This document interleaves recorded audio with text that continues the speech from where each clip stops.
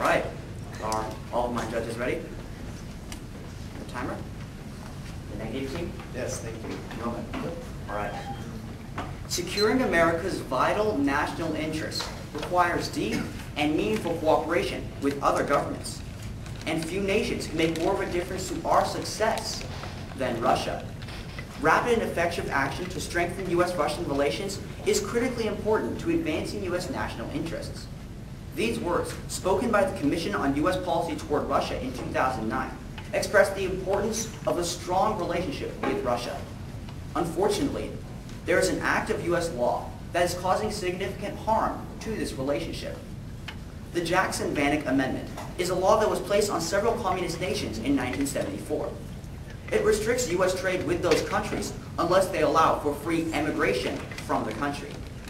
Russia, one of the countries under this amendment, has been in compliance for many years now. And yet, Jackson-Vanik has remained in force, damaging the stability of our cooperative relationship with Russia. In order to provide restoration of this harm and provide benefits, my partner and I stand resolved that the United States federal government should significantly reform its policy toward Russia. We would ask for this round to be judged through the mindset and criterion of net benefits. This simply means that at the end of the debate, whichever team provides America with a better world merits the vote. Now that we have the resolution and criterion established, let's take a few minutes to examine the current situation, starting with one fact: outdated policy. Outdated policy. Jackson-Vanik is outdated and doesn't have legitimate application. We see this in our two subpoints. Subpoint 1, Russian compliance. Russian compliance.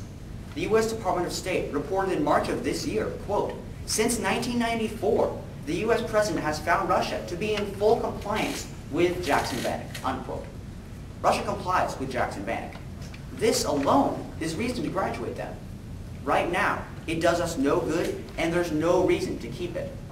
However, congressmen have thought to apply to other areas of U.S.-Russian policy, including such ludicrous things as demanding Russia to buy more chickens from the United States.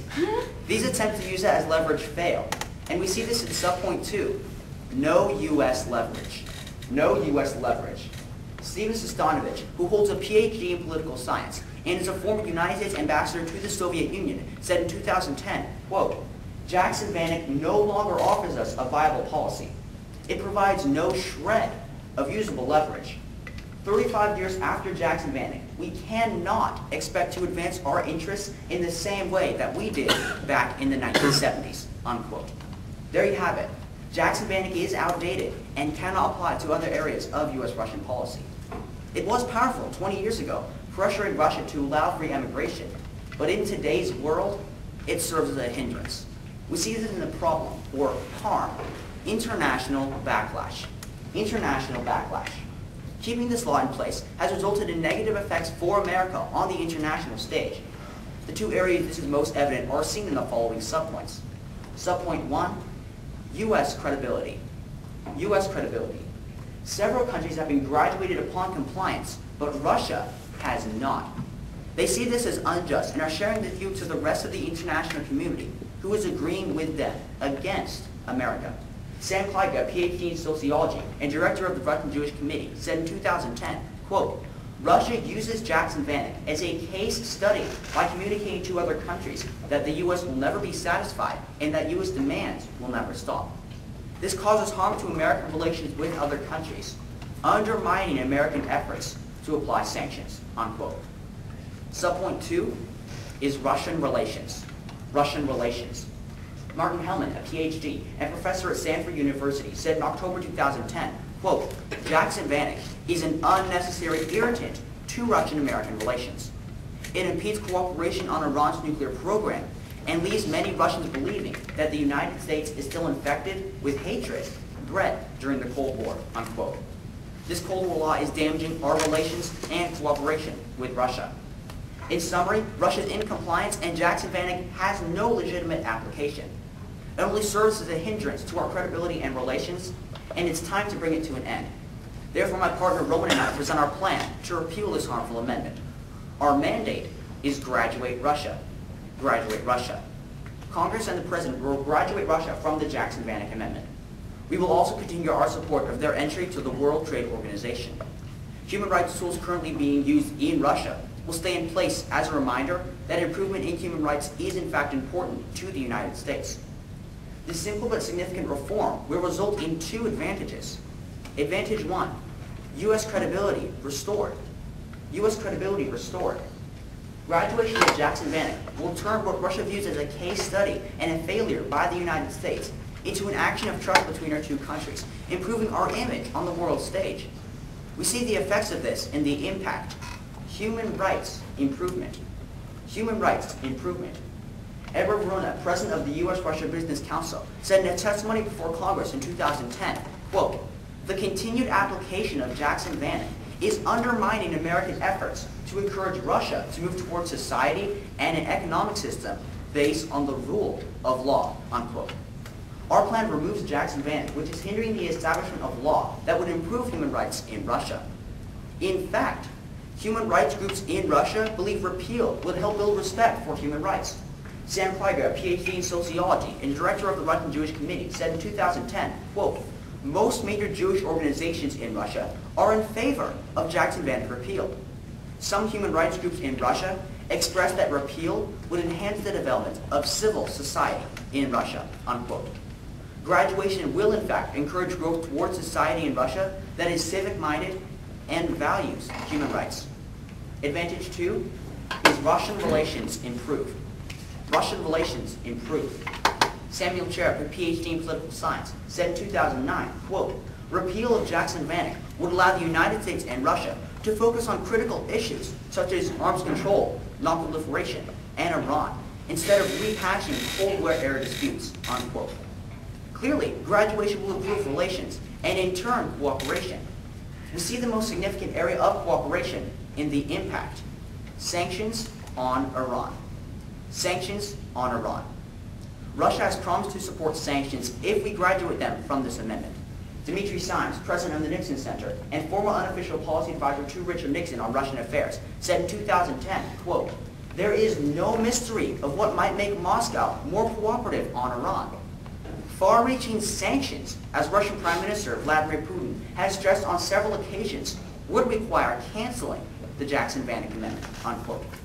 These sanctions would slow, if not cripple, Iran's efforts to develop nuclear weapons they could use against us or our allies, saving countless lives. Russia's support would also be symbolic of the two largest nuclear powers fighting to end the threat of a nuclear attack. The importance of this symbolism and these sanctions is incomparable and offered to you, to America, under our plan. In closing, my partner and I stand resolved that we must graduate Russia from Jackson Vanik. I ask that you recognize the net benefit of our plan. Improve U.S. credibility, improve human rights, improve Russian relations, and saving billions of American lives. Thank you. I'm now open to any questions the negative speaker may have. All right, is everybody ready? Excellent. How are you doing today? I'm doing great. Is it Jordan? It is, yes. All right, how are you doing? I'm doing great. We're in semifinals. Yeah. Congratulations. You too, man. All right, now first of all, could I please have a copy of your case? There you go. All right, thank you very much. Now, do you have a copy of the Jackson Vanik Amendment up with you? Yeah. Okay. Now, where in the text of the Jackson Vanik Amendment does it talk about graduation from the program? Graduation in itself isn't put in the Jackson Vanik Amendment. This is a system that the government created once countries began coming in compliance. Okay, so it's not originally part of the text of the Jackson Vanik Amendment? Not in the text, no. This is something that our government decided upon once countries began in compliance. Okay, then. All right, now Would you like the text? Okay, all right, thank you. Thank you very much. Okay, as well. All right, yeah, sure. Now, how much do you contend that relations or trade would increase if the Jackson Vanik Amendment were to be repealed or if Russia was to be graduated from it? First issue of trade, Jackson Vanik doesn't actually have any implication on the economic trade between the United States and Russia. For the relationship, relations in themselves aren't quantifiable. We quantify them by the cooperation that comes about, and the cooperation we specified was sanctions on Iran. Right, but, okay, so there's no way to really quantify an increase in relations. That's fine. Well, you can't say I have 10 relations, I'm getting 10 more relations. You quantify it by the cooperation you get. That's fine. All right, now, how long has Russia been in compliance with the Jackson Vanik Amendment's requirements? 17 years. 17 years, and suddenly it's now imperative to graduate them? It's been imperative for 17 years. Congress just decided not to do it because they think they can apply it to other areas of policy. Okay, so notably chickens. All right, so if Russia has been under the Jason-Vanik Amendment and has been in compliance with it for 17 years, Yeah. do they suddenly care that the United States graduates them immediately? Russia's cared for 17 years. All right, so have they issued a recent statement saying that they really desire to be graduated from the Jason-Vanik Amendment? Vice President Biden went to Moscow, I believe it was in May, and a big issue in their talks was about the Jackson-Vanik Amendment. The president actually stated, we want to go on now to improve the relationship. You didn't bring that up in your 1AC, did you? I didn't. If you actually make an argument of this in the Okay. next speech, we can definitely back it up. Of course. All right, now, doesn't the United States president waive the restrictions imposed by Jason-Vanik Amendment every single year? Yes, it's true. All right, now how long has he been doing this? For 17 years, since Russia's come in compliance. Right, so the trade restrictions imposed by Jason-Vanik Amendment have not actually applied to Russia during the course of this time? The trade restrictions haven't been applied, no. It's more symbolic of the United States refusing to Okay. let go of this Cold War law. Right, so it's a matter of symbolism, basically.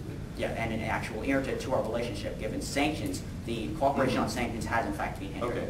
Now, what effect would World Trade Organization membership have on Jackson-Vanik restrictions? When Russia joins the WTO in the future, whenever that might be, Jackson-Vanik would automatically be lifted. Okay. All right. Now, didn't your evidence at the end of your speech, or at least towards the end of it, specifically talk about repealing the Jackson-Vanik Amendment, not graduating Russia from it? Yes. Okay. And I believe it pretty also much, said it's the same thing. I cancel. think you may be thinking of repeal would be repealing it for all countries. Canceling is just graduating Russia from it, removing it from Russia. All right. Thank you, and I see that's all the time we have. Right.